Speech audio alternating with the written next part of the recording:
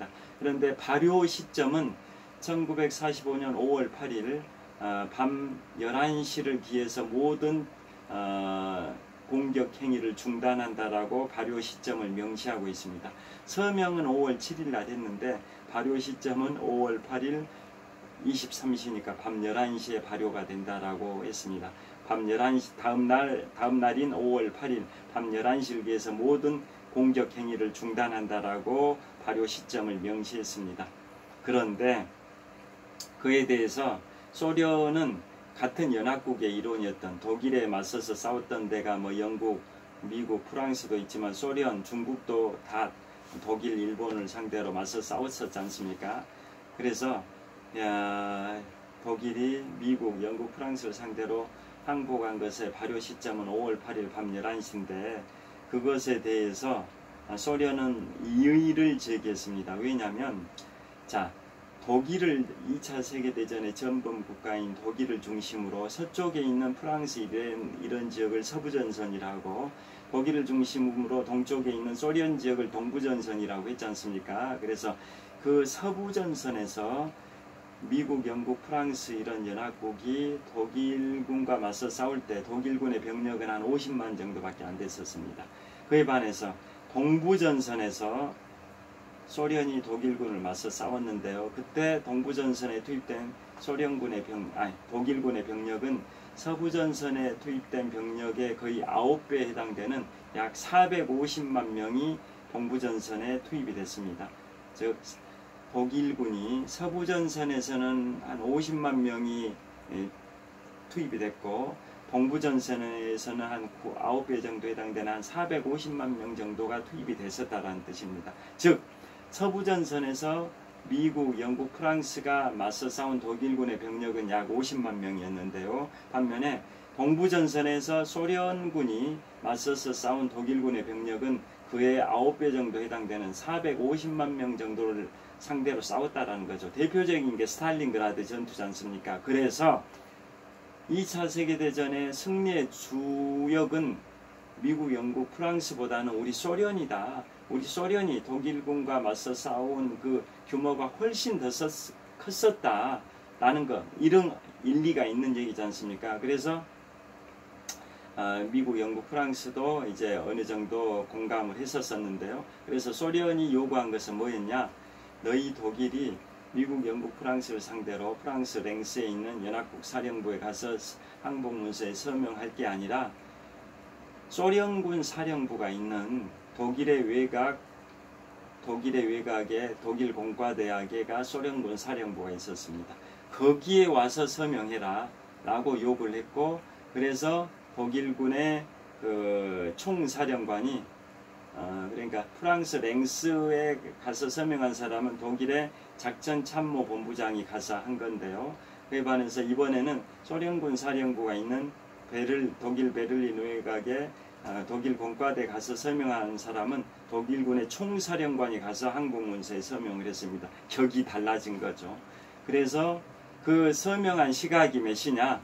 그게 5월 8일 밤 10시 45분입니다. 자, 그 프랑스 랭스에서 독일이 미국, 영국, 프랑스를 상대로 서명한 것의 발효 시점은 5월 8일 밤 11시라 했는데요. 그 발효 시각이 되기 불과 15분 전인 밤 10시 45분에 독일군의 총사령관이 소련군 사령부에 가서 서명을 했습니다. 그런데 그 시각이 밤 10시 45분이었는데요. 5월 8일 밤 10시 45분이었는데요. 그게 유럽 중부 시각이었고 모스크바 시각으로는 2시간이 더 나중입니다. 더 나중. 2시간이 더 빠른 거죠. 5월 9일 00시 45분입니다. 5월 9일 00시 45분. 그러니까 독일군 총사령관이 소련군 사령부에서 서명한 것은 5월 8일 22시 45분이었는데요. 그게 유럽 중부 시각이고 소련의 모스크바 시각으로는 2시간 더 빠른 5월 9일 00시 45분이었습니다. 그래서 5월 9일 00시 45분이다 보니까 소련의 전승기념일은 5월 9일이고 반면에 미국, 영국, 프랑스 등 서방 지역의 2차 세계대전 전승기념일은 5월 8일이다 이런 뜻입니다. 여하튼 그건 이제 저기 하나 말씀드린 거고요. 그래서 오늘 처음으로 소개해드린 대통령분은 제32대 미국 대통령 프랭클린 루즈벨트 대통령에 관하여 말씀드렸고요. 자, 그래서 이분은 이제 아까도 말씀드린 것처럼 뉴딜 정책으로 민주당의 20년 집권의 기반을 닦은 분으로 평가되고 세계 경제 대공황과 그 다음에 2차 세계대전을 승리로 이끌었다라는 엄청난 업적으로 평가받아서 미국의 역대 대통령 중에 존경받는 대통령 랭킹 4위다라고 말씀을 드렸습니다. 그 다음에 이분이 대통령을 이제 4번이나 하다 보니까 후임 대통령이 이제 트루만 대통령인데요. 트루만 대통령 때 아예 수정헌법 22조를 만들었습니다. 그래서 대통령 3선 금지 조항입니다. 대통령은 최대 2번까지만 할 수 있다. 3선 금지 조항을 수정헌법 22조에서 만들었습니다. 그런데 그 수정헌법 22조는 대통령 임기 횟수, 대통령 출마 횟수 이런 조항이다 보니까 미국 연방의 상원과 하원에서 각각 3분의 2씩 찬성한다 해서 통과되는 게 아니라 연방국가의 특성상 50개 주의 4분의 3 이상에 해당되는 주에서 비준을 해줘야 됩니다. 50개 주 중에 4분의 3 이상에 해당되는 주에 주의회에서 그걸 비준을 해야 그게 수정헌법 22조가 발효가 됩니다. 그래서 그 주에서 50개 주의 4분의 3 이상의 주에서 비준하는데 소요된 기간이 4년입니다. 4년. 그래서 1947년 트루만 33대 대통령 시절에 그 법이 이제 만들어졌는데 그 주의 비준을 받는데 4년이 걸려서 1951년 2월 26일 날 그 헌법 조항 수정헌법 22조가 발효가 됩니다.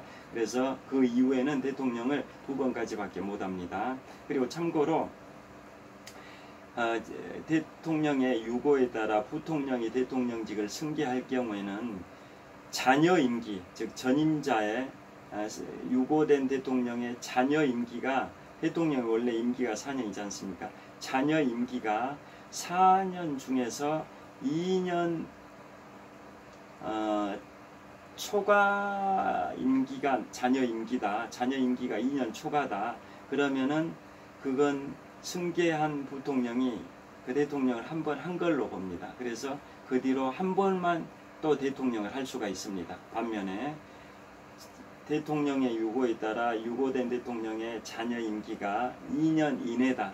2년 이내면 그걸 승계한 부통령이 2년 이내의 기간만 그 임기를 승계한 거기 때문에 그것은 임기를 한 번 안 한 걸로 봅니다. 그래서 그 뒤로 그 승계자는 2번 더 대통령을 할 수 있다라고 수정헌법 22조에 나와 있습니다. 그리고 수정헌법 그 22조가 제정될 당시에 현직 대통령이었던 33대 해리 트루만 대통령한테는 그 조항을 적용하지 않는다라고 또 경과 규정을 뒀습니다. 그래서 해리 트루만은 이 전임 대통령인 32대 대통령 프랭클린 루즈벨트가 사선 임기가 시작되고 83일 만에 죽었기 때문에 그 자녀 임기가 뭐 한 3년 9개월 정도 남은 거죠. 그래서 2년 초과 자녀 임기를 한 거기 때문에 대통령 한 번을 한 걸로 본 거죠. 그래서 그 뒤로 1948년에 대통령 또 했지 않습니까? 또 했기 때문에 그럼 결국은 이제 그 또 한 번 한 거 그 한 번만으로만 끝나는 거지 또 한 번 할 수가 없다라고 생각할 수도 있는데요. 그 수정헌법이 제정될 당시에 현직 대통령한테는 그 조항이 적용이 안 되니까 결국은 1952년에 해리 트루만 33대 대통령은 또 출마할 수도 있었습니다. 그런데도 지금 그 당시의 분위기가 출마해도 될 가능성이 없다고 봐가지고 민주당 대선 후보로 지명되는데 그냥 포기를 했습니다. 그래서 공화당의 드와이트 아이젠하워가 제34대 미국 대통령이 됐습니다. 여하튼 그래서 미국 헌정사상 전무후무하게 대통령을 4번 했던 프랭클린 루즈벨트 대통령 그분 때문에 후임 대통령인 해리 트루만 대통령 때 수정헌법 22조를 만들어서 이제는 그 이후에 1951년 2월 26일 이후에는 미국은 대통령을 2번까지밖에 못한다, 이런 취지입니다. 자, 지금까지 프랭클린 루즈벨트 제32대 대통령에 관하여 말씀드렸고요. 지금부터는 제33대 대통령 해리 트루만 대통령에 관하여 말씀드리겠습니다. 자, 해리 트루만 대통령은 전임 대통령인 32대 대통령 프랭클린 루즈벨트가 1945년 4월 12일 날 뇌출혈로 사망을 하니까 대통령직을 승계를 했었습니다. 그러니까 해리 트루만은 부통령이 된 지 딱 83일 만에 대통령직을 승계를 해버린 겁니다. 자, 그래서 이분은 그때 전임 대통령의 자녀 임기인 한 3년 9개월을 수행했을 뿐만 아니라 1948년 대통령 선거에서 또 당선이 돼서 총 대통령 임기는 전임 대통령의 자녀 임기 3년 9개월 플러스 자신의 당선 임기 4년 해서 총 7년 9개월 정도 미국의 33대 대통령을 했던 분이 해리 트루만이고, 그분이 제2차 세계대전을 마무리한 분이고 승리로 이끌은 활용점정을 찍었던 분이고, 우리 대한민국의 한국전쟁 당시에 미국의 대통령이 바로 해리 트루만 대통령이기도 합니다. 자, 해리 트루만 대통령의 이제 양력을 소개해드리면, 이분은 미주리주 출신입니다. 미주리주. 자, 어제 제가 소개해드릴 때 미국의 그 역대 대통령 중에 미시시피강 서쪽 출신의 첫 대통령이 제31대 대통령 허버트 후버 대통령이라고 말씀드렸는데요. 오늘 지금 말씀드리고 있는 33대 대통령 해리 트루만은 미시시피강 서쪽 출신의 두 번째 대통령입니다. 자, 그래서 미시시피강 서쪽 출신의 첫 번째 대통령인 31대 대통령 허버트 후버는 미시시피강 바로 서쪽에 있는 아이오와주 출신인데요. 33대 대통령 해리 트루만은 그 아이오와주 바로 남쪽에 접해 있는 미주리주 출신입니다. 그래서 해리 트루만은 이제 미주리주에서 태어났고 캔자스 시티 법률학교를 나와서 판사가 됐습니다. 판사. 그런데 이분은 어렸을 때 사관학교를 가려고 했는데 어렸을 때부터 독서를 너무 좋아했습니다. 책 읽기를. 그러다 보니까 시력이 급격히 안 좋아져 가지고 근시가 됐습니다. 그래서 시력이 안 좋다 보니까 사관학교 웨스트포인트에 불합격이 됐습니다. 그래서 이분은 이제 나중에 시력검사표를 아예 암기를 해버렸습니다. 시력검사표를. 요즘은 이제 전자적으로 이렇게 눈시력 검사를 하지만 예전에 저희 세대 젊었을 때만 하더라도 시력 검사표를 이렇게 읽으면서 테스트 하지 않습니까? 그래서 해리 트루만도 20세기 초기 젊었을 때 시력 1차 세계대전 그 당시입니다. 시력 검사표를 암기를 해가지고 미주리주의 주방위군의 소위로 임관을 합니다. 그래가지고 제1차 세계대전 프랑스 전선에 포병으로 가가지고 대위로 제대를 합니다. 이분이 바로 제33대 미국 대통령 해리 트루만인데요. 자, 이분은 캔자스 시티 법률학교 나와가지고 판사 생활을 했다고 말씀드렸는데요. 그 전에 고등학교 시절에 사귀었던 이제 여성과 결혼을 하게 되고 또 사업을 한다고 양복점 사업을 한 3년 했는데 장사가 안 돼서 폐업을 해버렸고요. 그 다음에 캔자스 시티 법률학교 나와가지고 판사가 되고 판사 생활을 1922년부터 1934년까지 12년 동안 판사 생활하면서 굉장히 지방 판사입니다. 지방 지역의 판사를 한 12년 하면서 능력을 인정받았고, 그래서 드디어 1934년에 미국 연방상원 의원이 됩니다. 그래서 연방상원 의원을 10년 동안 하면서 국방위원장까지 하게 됩니다. 그리고 연방상원 의원 판사 생활 12년에 연방상원 의원 10년 생활하면서 업무 능력을 어느 정도 인정받아가지고 드디어 1944년에 전임 대통령인 프랭클린 루즈벨트 32대 대통령이 사선 4번째로 당선될 때 러닝메이트로 부통령으로 이제 입후보합니다. 해리 트루만이 부통령으로 입후보를 한 겁니다. 1944년에 프랭클린 루즈벨트 대통령이 4번째로 당선이 될 때 부통령이 바로 해리 트루만입니다. 그래서 부통령 임기가 시작된 지 83일밖에 안 됐는데 프랭클린 루즈벨트 대통령이 1945년 4월 12일에 뇌출혈로 사망하니까 대통령직을 승계했는데요. 승계하자마자 첫 번째 숙제가 뭐였을까요?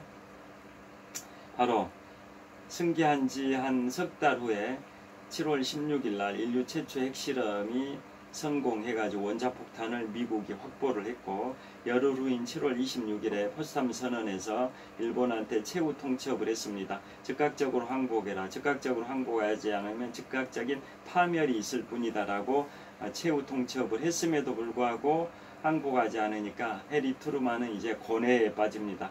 고민을 하게 됩니다. 원자폭탄, 인류 최초의 핵무기를 투하하는 겁니다. 원자폭탄을 투하하냐 마냐 찬반 양론이 많았습니다. 그때 원자폭탄 개발에 관여했던 그 물리학자들은 이건 엄청난 피해를 초래하기 때문에 투하해서는 안 된다 라고 반대했음에도 불구하고 해리 트루만이 투하를 결정할 수밖에 없었던 이유는, 유럽 전선은 이미 독일의 아돌프 히틀러가 4월 30일에 권총 자살하면서 5월 초순에 유럽 전선은 종전이 됐는데, 독일이 항복했으니까 종전이 됐지 않습니까? 그런데도 두세 달이 지난 1945년 7월 시점에 일본은 계속 결사항전을 하고 있다 보니까 미국이 피해가 큰 거죠. 미국이 제가 제2차 세계대전에 자세히 묘사했던 20개 전투 중에 이오지마 전투, 오키나와 전투, 여러 전투들이 있는데요. 그 많은 미군들이 사상자가 많이 발생됩니다. 미국의 청년들이 수만 명씩 죽어가니까 결국은 미군의 피해를 막기 위해서는 극약 처방을 할 수밖에 없다.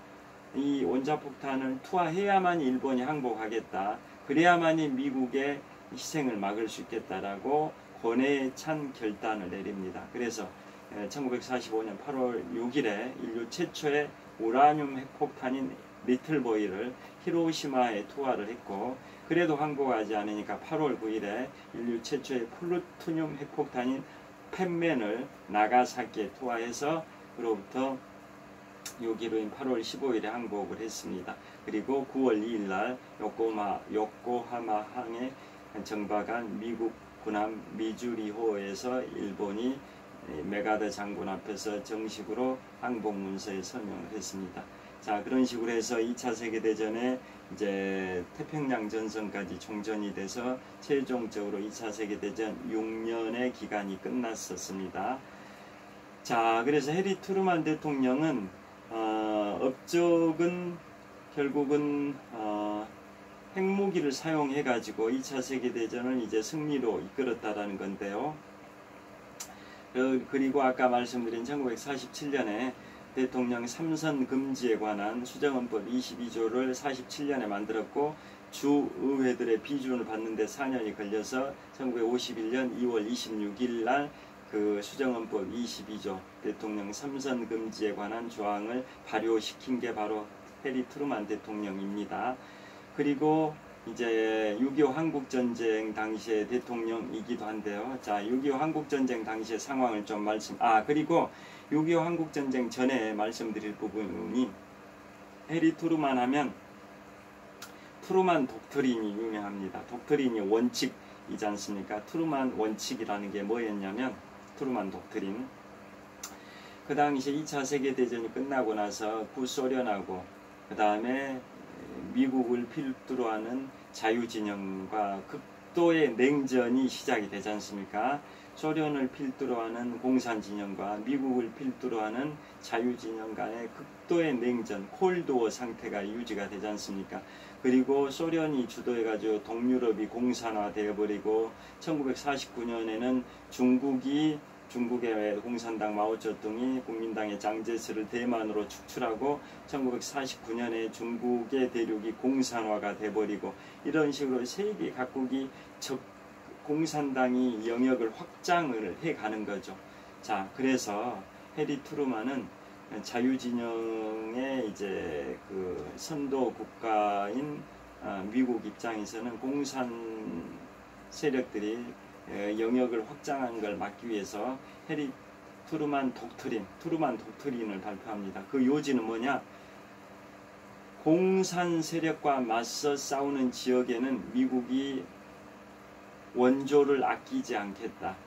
공산 세력에 맞서 싸우는 그러한 지역들은 어디든지 미국이 원조 지원을 아끼지 않겠다. 즉 그러한 공산주의 세력에 맞서 싸우는 그러한 지역 국가들에 대해서는 미국이 전폭적으로 원조를 해가지고 공산 세력이 확대되는 걸 막겠다라는 게 트루만 독트린이고요.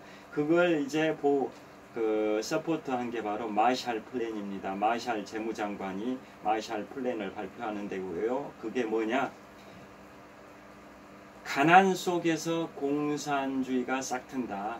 가난은 빈곤은 공산화의 지름길이다. 말 되지 않습니까? 가난하면 노동자들이 극도로 가난하면 다 전세 이 세상을 엎어버리자. 그래서 공산주의가 되자. 라는 거지 않습니까? 자본주의의 가장 큰 단점이 빈익빈 부익부다 보니까 이 가난한 노동자들 입장에서는 세상을 엎어버리고 다 공평한 세상이 되길 바라는 그러한 게 공산주의지 않습니까? 물론 이제 공산주의도 결국 실패하긴 했습니다만은 초기의 공산주의의 이념은 그런 식으로 확산이 됐었지 않습니까? 그래서 마샬 플랜은 기본 원칙이 이런 겁니다. 가난은 공산주의의 공산화의 지름길이다. 가난 속에서 공산주의가 썩튼다. 지금 서유럽은 가난하다. 왜냐? 2차 세계대전의 폐허 속에 파묻혀 있는 서유럽은 가난하다. 그래서 서유럽이 공산화되는 것을 막기 위해서 미국이 전폭적인 경제 원조를 해야 된다. 그게 마샬 플랜이었던 겁니다. 그래서 엄청나게 서유럽에다가 경제 지원을 해줍니다. 미국이.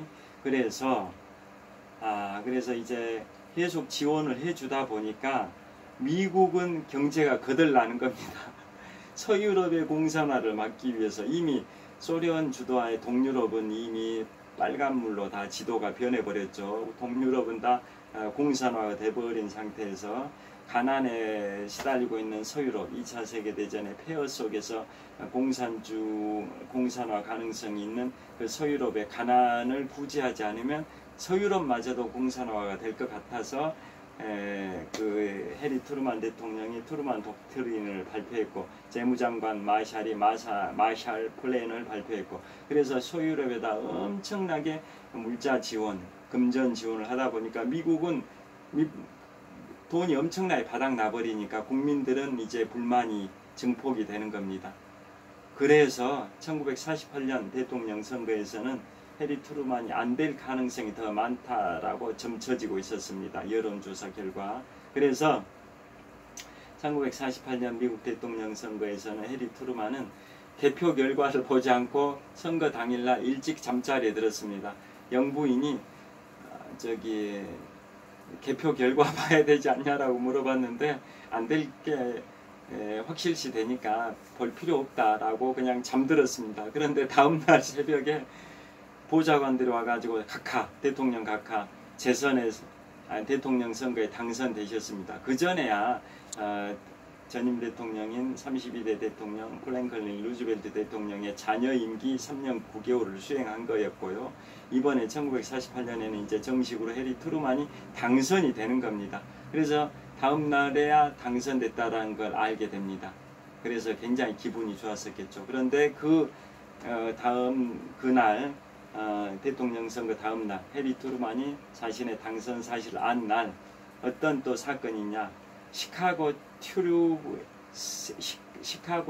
트리뷴이라는 신문이 있었습니다. 시카고 트리뷴이라는 신문에서는 역사적인 오보를 발간을 합니다. 오보. 뭐라고 발간을 했냐?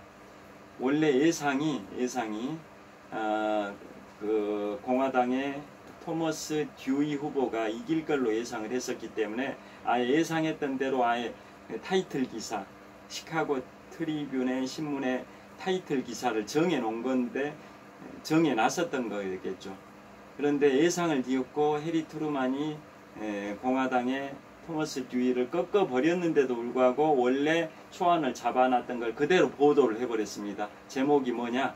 듀이 디피트 트루만, 듀이 디피트 트루만. 즉 공화당의 토머스 듀이가 민주당의 해리 트루만, 현직 대통령을 꺾어버렸다, 패배시켰다, 이겼다. 듀이 디피트 트루만이라고 오보를 내버렸습니다. 오보. 그게 바로 시카고 트리뷴이라는 신문입니다. 그래서 해리 트루만 당선자가 그 시카고 트리뷴의 오보 기사, 타이틀 기사를 이렇게 들고 웃는 장면이 굉장히 유명한 그 일화가 있습니다. 여하튼 1948년 대통령 선거에서 해리 트루만이 대통령이 당선됩니다. 그 상대방 후보였던 공화당의 토머스 듀이는 1944년에 해리 트루만이 부통령이 될 때도 공화당의 대선에 출마했던 사람인데, 그때 1944년에 대선에서 패배하고 또 4년 만인 1948년에도 출마했는데 또 패배를 한 사람이 공화당의 대통령 후보인 토머스 듀이 후보입니다. 자, 그래서 이제 1948년이 됐고, 그 당시에는 그 2차 세계대전이 끝나고 이제 6.25 한국전쟁이 발생하기 전 상황인데요. 그래서 이제 드디어 6.25 한국전쟁이 발생이 돼서 2차 6.25 한국전쟁에 미국이 주도해가지고 16개 연합 유엔군을 결성해가지고 한국을 도와가지고 한국이 결국 승리를 했었지 않습니까? 그런데 일사후퇴가 있죠. 자, 우리가 6.25 한국전쟁에 북한의 남침에 의해서 낙동강전선까지 후퇴를 했다가 다시 북진해가지고 그 전에 이제 1950년 9월 15일에 더글라스 맥아더 유엔군 사령관 주도하에 인천 상륙작전에 성공해서 9월 28일에 서울을 수복하고 10월 1일에 38선을 돌파했지 않습니까? 그래서 그날을 기념해서 국군의 날이 10월 1일이지 않습니까? 그래서 쫙 압록강까지 밀고 올라갔는데 중국군이 개입해가지고 일사후퇴가 이루어졌지 않습니까? 그래서 그 당시에 더글라스 맥아더는 유엔군 사령관인 더글라스 맥아더는 해리 트루만 대통령에게 이런 말을 하죠. 중국군이 개입을 해가지고 일사후퇴 상황이 돼서 우리 유엔 연합군이 다시 후퇴를 하는 그런 상황인데, 우리 연합군이 만주까지 진격을 해가지고 필요하다면 원자폭탄을 사용할 필요도 있다라고 과격한 말을 합니다. 그거에 대해서 해리 트루만은 제3차 세계대전으로 확대되는 것이 걱정돼서 그 원자폭탄 사용도 불사하겠다, 중국 땅이 만주까지 진격을 하겠다, 이러한 과격한 말을 하는 더글라스 맥아더 유엔군 사령관을 해임을 시킵니다. 그게 1951년 4월 11일입니다. 해리 트루만 미국 대통령이 기자회견을 통해서 1951년 4월 11일에 유엔군 사령관인 더글라스 맥아더를 해임을 시킵니다. 해임할 수밖에 없었던 이유인즉슨 만약에 유엔군이 중국 만주까지 진출하게 되면 중국군이 적극적으로 대어 개입할 것이고, 그러면 제3차 세계대전이 발생이 된다. 또 원자폭탄을 사용하게 되면 진짜 더 큰 인류의 재앙이 초래된다. 이런 게 우려됐었던 거죠. 그래서 해리 트루만은 과격한 그러한 이제 발언을 하는 유엔군 사령관 더글라스 맥아더를 1951년 4월 11일 날 기자회견을 통해서 해임을 시킵니다. 그러니까 더글라스 맥아더가 미국 본토로 돌아가서 미국 상원과 하원 합동의회에서 퇴임 연설을 합니다. 그 퇴임 연설이 아주 유명하죠. 뭔 줄 다 아시죠? All the soldiers never die. 그 다음에 뭐일까요?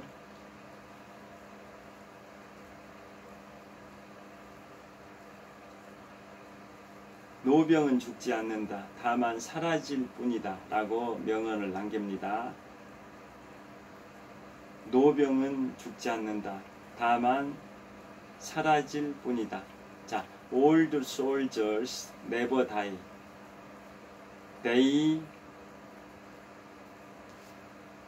just fade away. 노병은 죽지 않는다. 다만 사라질 뿐이다. 영어로는 old soldiers never die. They just fade away라고 했습니다. 노병은 죽지 않는다. 다만 사라질 뿐이다 라고 1951년 4월 19일 미국의 상원과 하원 합동회의에서 퇴임 연설을 하면서 메가드 장군이 이제 역사 속으로 퇴임을 합니다. 자, 그 old soldiers never die, they just fade away라는 말은 미국의 군가가 있습니다. 군인들이 부르는 노래 군가의 후렴구입니다. 후렴구. 거기에서 인용을 해와서 메가드 장군이 퇴임 연설 때 노병은 죽지 않는다. 다만 사라질 뿐이다. 그 말을 해가지고 굉장히 유명해진 연설이죠. 자, 그런 식으로 해리 트루만 대통령은 자, 2차 세계대전을 마무리했고 6.25 한국전쟁을 한국군의 승리로 이끌었던 주역이기도 하고 미국의 대통령 삼선 금지 수정헌법 22조를 제정했던 대통령이기도 하고요.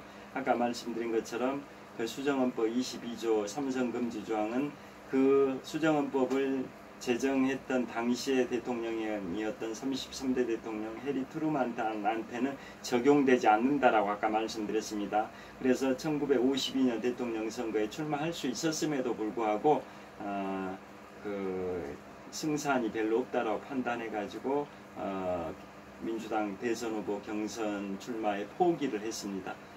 그래서 역시나 예상처럼 정권이 이제 넘어갑니다. 그래서 1953년부터 61년 초까지 8년 동안은 공화당으로 34대 대통령 드와이트 아이젠하워가 대통령을 하게 됩니다. 그래서 민주당 정권이 결국은 1933년 초부터 1953년 초까지 20년 동안 민주당 정권이 유지되는데요. 그 전반부 12년은 32대 대통령 프랭클린 루즈벨트, 후반부 8년은 33대 대통령 해리 트루만 대통령이 이제 미국을 이끌었던 지도자입니다. 자, 그래서 지금까지 이제 해리 트루만 대통령에 관하여 말씀을 드렸습니다. 자, 지금부터는 마지막으로 제34대 대통령 드와이트 아이젠하워에 관하여 말씀드리겠습니다. 자, 이분은 1890년생이시고요. 그 메가더 장군보다는 10년 젊습니다. 메가더 장군을 먼저 말씀드린 이유가 있습니다. 이 두 분을 좀 이따 비교해 드리려고 그럽니다. 자, 메가더 장군은 1880년생이고 드와이트 아이젠하워는 10년이 더 젊은 1890년생인데요. 메가더 장군은 금수저 집안 출신이고 드와이트 아이젠하워는 흑수저 집안의 출신이고 메가더 장군은 카리스마와 신념의 장군이었고 반면에 드와이트 아이젠하워는 소통과 그 포용의 장군으로 대조를 이룹니다. 자, 그래서 이제 드와이트 아이젠하워는 출신 지역이 텍사스입니다. 텍사스. 나중에 36대 대통령 린든 존슨도 텍사스 출신이고 지금 말씀드리는 34대 대통령 드와이트 아이젠하워도 텍사스주 출신인데요. 우리가 보통 아버지 부시와 아들 부시도 텍사스주 출신으로 오해하기가 쉬운데요. 그분들은 석유 사업을 거기에서 하면서 텍사스에서 활동을 많이 했었던 거지 출신지는 아들 부시나 아버지 부시나 텍사스가 아닙니다. 아버지 부시는 매사추세츠주 출신이고 아들 부시는 코네티컷주 출신입니다. 그에 반해서 지금 말씀드리는 34대 대통령 드와이트 아이젠하워, 36대 대통령 린든 존슨이 텍사스주 출신이고 또 저기 좀 이따 나중에 말씀드리는 리처드 닉슨 있죠. 37대 대통령 리처드 닉슨 대통령은 이제 캘리포니아주 출신이고요. 자, 오늘 마지막으로 세 번째 34대 대통령 드와이트 아이젠하워에 관해 말씀드리겠습니다. 이분은 미국의 역대 대통령 중에 사관학교 출신이 딱 3명입니다. 3명. 자, 18대 대통령 율리시스 그랜트, 남북전쟁의 영웅이고 북부군의 총사령관이었던 율리시스 그랜트가 제18대 대통령을 공화당으로 8년 하는데요. 이 18대 대통령 율리시스 그랜트와 그 다음에 지금 말씀드리는 34대 대통령 드와이트 아이젠하워, 이분은 2차 세계대전 유럽전선의 노르망디 상륙작전을 승리로 이끌었던 분이죠. 드와이트 아이젠하워 34대 대통령. 이 두 분은 사관학교, 육군사관학교 출신이고, 다음에 말씀드릴 39대 대통령 지미 카터. 지미 카터는 1977년 초부터 1981년 초까지 4년 동안 민주당으로 대통령을 4년 했던 제39대 미국 대통령 지미 카터는 해군사관학교 출신입니다. 또 조지아주 출신입니다. 여하튼 지금 말씀드리는 이제 드와이트 아이젠하워는 미국의 역대 대통령 중에 사관학교 출신 3사람 중에 한 사람인데요. 이분은 이제 사관학교를 졸업할 때 164명 중에서 동기생 164명 중에 61등으로 졸업을 했습니다. 그러니까 그렇게 뛰어난 성적은 아니죠. 그냥 3분의 1 정도 좀 중상위권이었죠. 164명 졸업생 중에 61등으로 졸업했으니까요. 육군사관학교를 웨스트포인트라고 합니다. 웨스트포인트 육군사관학교 명칭의 유래는 뉴욕의 허드슨강, 뉴욕의 허드슨강의 어귀에 웨스트포인트라는 요새가 있습니다. 요새. 그 요새 이름을 따서 육군사관학교 명칭을 웨스트포인트라고 합니다. 자, 웨스트포인트를 164명 중에 61등으로 이제 졸업을 했고요. 그런데 나중에는 장군들이 필수적으로 거쳐야 하는 코스가 있는데, 그게 캔자스 소재, 캔자스에 있는 간부 후보 학교가 있습니다. 간부 후보 학교는 이 드와이트 아이젠하워가 275명 중에 수석으로 졸업을 했습니다. 275명 중에 수석으로. 육군사관학교는 164명 중에 61등으로 졸업했는데, 장군이 되기 위한 필수 코스인 간부 후보 학교는 275명 중에 수석으로 졸업을 했습니다. 드와이트 아이젠하워는 이제 이분은 역사가 양력을 간단히 말씀드리면 사관학교 나오고 1935년에 더글라스 맥아더가 필리핀의 군사 고문으로 가게 되는데요. 그때 소령이었던 드와이트 아이젠하워가 따라가서 부관 활동을 합니다. 자, 아까 맥아더는 1880년생, 드와이트 아이젠하워는 1890년생, 아이젠하워가 맥아더보다 10살 젊고 육군사관학교는 또 11년 후배이기도 한데요. 그래서 맥아더 장군이 1932년 당시에 미국에서 육군 참모총장을 할 때 한 5년 정도 아이젠하워가 부관을 했고, 또 1935년에 필리핀으로 맥아더가 군사 고문으로 갈 때 또 아이젠하워가 부관으로 따라가서 추가로 4년 더 했었습니다. 그런데 나중에는 이제 갈등 관계가 되죠. 갈등 관계, 성격이 다르다 보니까 갈등 관계가 되고, 갈등이 폭발했던 게 바로 맥아더가 필리핀 군사 고문으로 갔을 때 자신을 과시하기 위해서 대대적으로 군사 퍼레이드를 하려고 했습니다. 많은 비용을 지출해 가면서 군사 퍼레이드를 하려고 하니까 그 당시에 필리핀 대통령이 질책을 했습니다. 그러니까 맥아더가 그 책임을 자신의 부관인 드와이트 아이젠하워한테 독박을 씌워버렸습니다. 그래서 드와이트 아이젠하워는 소통과 화합, 통합의 리더십을 갖고 있는 굉장히 이웃집 아저씨 같은 포근한 인상을 갖는 분이 드와이트 아이젠하워인데, 그 반면에 더글라스 맥아더는 신념과 카리스마 이런 것은 있지만은 좀 매정한 부분이 있죠. 그래서 그 드와이트 아이젠하워는 더글라스 맥아더가 그런 식으로 책임을 자신한테 떠넘겨 버리니까 그때 이제 완전히 이제 서로 관계가 틀어져 버립니다. 그래서 미국 본토에서 맥아더가 육군 참모총장 할 때 5년 동안 아이젠하워가 부관했고, 필리핀에 맥아더가 군사 고문으로 갈 때 또 따라가서 4년 추가로 부관을 4년 해서 총 9년 동안 아이젠하워가 맥아더를 이제 보필을 했는데, 그 사건 때문에 이제 틀어져 가지고 이제 길을 달리하게 됩니다. 그래서 2차 세계대전 중에는 맥아더는 태평양 전선의 총사령관이고, 아이젠하워는 유럽 전선의 총사령관 했다라는 거 아실 겁니다. 자, 그래서 드와이트 아이젠하워는 1942년에는 미국군 총사령관이 돼가지고, 그러니까 1941년 12월 7일에 일본이 미국 진주만을 기습 폭격해가지고 미국이 태평양 전선과 유럽 전선에 참전했다고 말씀드렸는데요. 그래서 이듬해인 1942년에는 아이젠하워가 미국의 총사령관이 돼서 유럽 전선에 파견이 됩니다. 그래서 북아프리카에서 엘 알라메인 전투를 주도를 했었고, 자신의 부하 장군으로 조지 패튼 장군을 임명해가지고 영국의 몽고메리 장군과 함께 독일의 사막의 여우라는 별명을 갖고 있는 에르빈 롬멜 장군을 상대로 해가지고 엘 알라메인 전투에서 미국, 영국 연합군이 독일군을 꺾었었지 않습니까? 그걸 총괄했던 분이 런던에 주재했던 미국 총사령관 드와이트 아이젠하워였고, 2년 후인 1944년 6월 6일에 인류 최대 규모의 상륙작전인 노르망디 상륙작전을 드와이트 아이젠하워가 연합국 총사령관으로서 성공을 시켜가지고 2차 세계대전에서 연합국이 이제 승리할 수 있는 그 교두보를 확보했던 게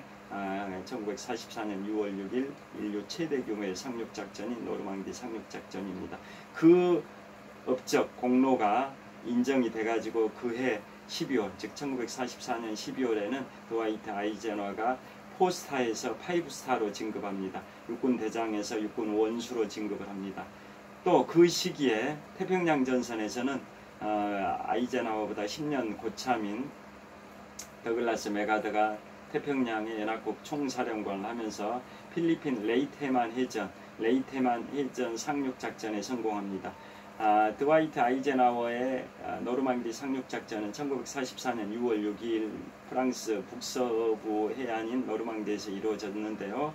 그로부터 4개월 후인 1944년 10월 20일에는 필리핀 레이테만 해전에서 레이테만 상륙작전을 더글라스 맥아더가 성공을 시킵니다. 그래서 또 맥아더도 그 공로를 인정받아서 그해 12월에 육군의 대장에서 육군 원수로 또 진급을 합니다. 그러니까 아이젠하워가 맥아더보다 10살 젊고 육군사관학교는 11년 후배인데요. 원수 5스타 진급은 똑같은 시기 1944년 12월에 5스타로 진급한 시기는 똑같습니다. 결국은 유럽 전선에서 연합국의 승리에 그 교두보가 됐던 노르망디 상륙작전인 1944년 6월 6일에 드와이트 아이젠하워가 성공시켰기 때문에 그해 12월에 육군 원수가 됐고, 태평양 전선에서는 1944년 10월 20일에 필리핀 레이테만 상륙작전에서 더글라스 맥아더가 성공했기 때문에 그해 12월에 맥아더도 육군 원수가 됐다, 이런 뜻입니다. 여하튼 드와이트 아이젠하워는 그렇게 2차 세계대전의 전쟁 영웅이고, 2차 세계대전이 끝나고 미국의 육군 참모총장을 합니다. 그 다음에 48년에는 군복을 벗고 미국의 아이비리그, 미국 북동부 지역의 명문 8개 사립대학을 아이비리그라고 하는데요. 그 중에 미국 뉴욕 맨해튼에 있는 컬럼비아 대학의 총장을 또 한 몇 년 합니다. 드와이트 아이젠하워가 1948년부터 몇 년 하고, 그 다음에 1949년에는 드디어 북대서양 조약기구 나토, North Atlantic Treaty Organization, 북대서양 조약기구죠. North Atlantic Treaty Organization, 나토 북대서양 조약기구의 초대 최고사령관이 됩니다. 1949년에 드와이트 아이젠하워가. 그 다음에 1952년 6월에는 군복을 벗습니다. 1952년 6월에 군복을 벗고 7월에 공화당의 대선 후보가 돼서 대통령에 당선이 되죠. 1952년 11월에. 그래서 당선자 신분으로 한국전쟁에 방문을 했습니다. 취임하기 전에, 취임은 53년 1월 20일에 취임을 했는데요. 그 전년도인 1952년 11월에 당선되고 취임하기 전에 한국전쟁이 벌어지고 있는 한국에 와서 휴전 문제를 논의했습니다. 휴전 문제. 그래서 이제 그 뒤로 취임을 하고 나서 취임은 53년 1월에 취임을 했고 3월 달에 소련을 33년 동안 철권 통치했던 이오시프 스탈린이 사망을 합니다. 1924년에 레닌이 사망하고 나서 그로부터 약 30년 동안 소련을 철권 통치했던 이오시프 스탈린 소련 공산당 서기장이 드와이트 아이젠하워가 취임한 지 2달 후인 1953년 3월에 사망을 하고 후임자가 말렌코프입니다. 말렌코프. 그래서 말렌코프와 미국 대통령 드와이트 아이젠하워가 협의해서 한국전쟁을 휴전하기로 결정합니다. 그래서 휴전된 게 1953년 7월 27일이라는 거 다 아실 겁니다. 자, 그래서 드와이트 아이젠하워는 그런 식으로 한국전쟁을 종전시킨 대통령이고요.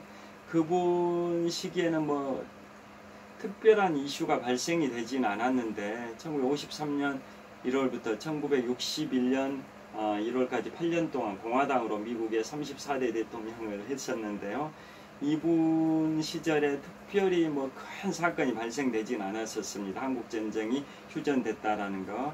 그런데 1960년에 어떤 사건이 있냐면 냉전, 소련과 미국의 냉전이 가속화되고 있는 상황에서 1960년에 어떤 사건이 터지냐면 그 당시에 소련 공산당 서기장 후르시초프와 미국의 대통령 드와이트 아이젠하워가 정상회담을 할 계획을 갖고 있었는데 어떤 사건이 터져버려 가지고 후르시초프가 정상회담을 취소시켜버린 사건이 터집니다. 그게 뭐냐? 유투기 사건이 있습니다. 유투기 사건. 그게 뭐냐면 미국의 정찰기가 소련 영공을 침범해 가지고 4년 동안 스파이 활동을 했습니다. 냉전 시대에 자유진영과 공산진영 간의 치열한 냉전, 콜드워 시절에 미국의 정찰기 유투기가 소련의 영공을 침범해서 소련의 영공을 4년 동안 스파이 비행을 했습니다. 그게 소련군에 의해서 유투기가 격추되고 조종사를 이제 취조를 했더니 조종사가 그것을 기자회견을 통해서 공표를 했습니다. 이제 압박을 당했겠죠. 뭐 이렇게 죽이겠다라고 하니까 협박을 하니까 사실대로 기자회견에서 전 세계에다 그것을 이제 알린 거죠. 자백을 한 거죠. 4년 동안 스파이 활동을 하기 위해서 소련 영공을 침범했다라고 발표를 한 겁니다. 그래서 후르시초프 소련 공산당 서기장은 미국의 드와이트 아이젠하워 34대 대통령과의 정상회담을 취소를 시켜버렸습니다. 그런 사건이 있었었고요. 그 다음에 또 어떤 게 있냐면 이제 쿠바가 1959년 카스트로가 공산 정권을 수립했지 않습니까? 대학 교수 출신인 카스트로가 친미 정권을 무너뜨리고 공산 정권을 수립한 게 1959년이니까 드와이트 아이젠하워의 대통령 임기 종반이었던 거죠. 그래서 그 공산화가 되면서 쿠바에 있던 미국의 자산들을 다 몰수를 시켜버렸습니다. 그리고 미국과의 국교를 단절을 해버렸습니다. 그러니까 드와이트 아이젠하워는 중앙정부 CIA 중앙정보부를 통해서 쿠바를 쳐버리겠다 이런 계획을 다 수립하는데요. 그런데 드와이트 아이젠하워 시절에 그게 이제 실행되지는 않고 후임 대통령인 민주당 정권인 존 F 케네디 35대 대통령 시절인 1961년 4월에 피그스만 침공 사건이 있는데